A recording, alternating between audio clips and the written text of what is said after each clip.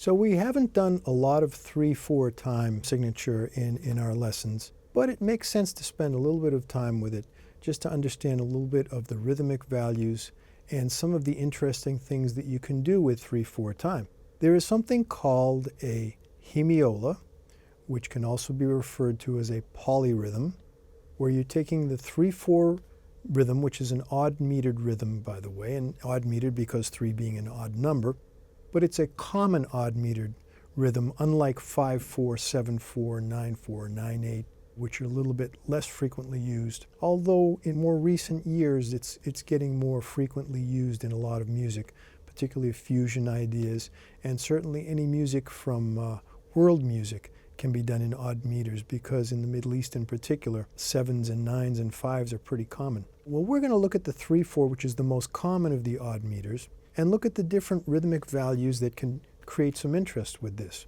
So if I just keep a steady 3/4 pulse here, as if my metronome is going on here, and against that 3,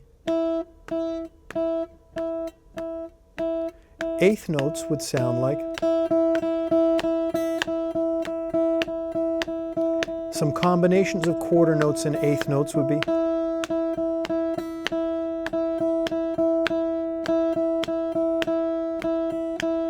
if I change the pattern of the 3/4 of the eighth notes, and instead of emphasizing 1, 2, and 3, I emphasize groups of 3, here's my eighth notes emphasizing 1, 2, and 3.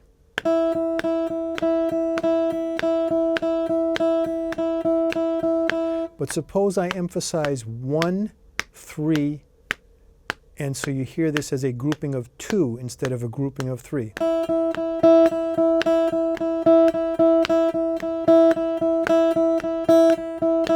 Hear the difference? Same eighth notes, just a different accent point. Now if I take each of those accent points and stop on each one of them,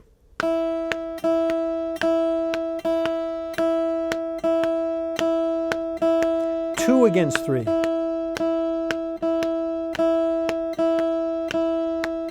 If I take that 2 against 3 and then divide that so that my subdivision is now 4 against 3, listen to what happens when I go from 2 to 3 to 4 to 3.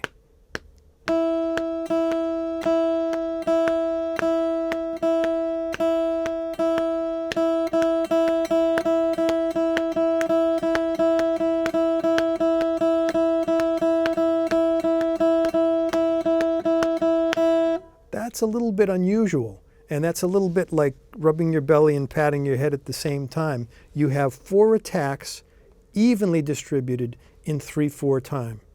Just kind of doesn't make logical sense, but it's doable.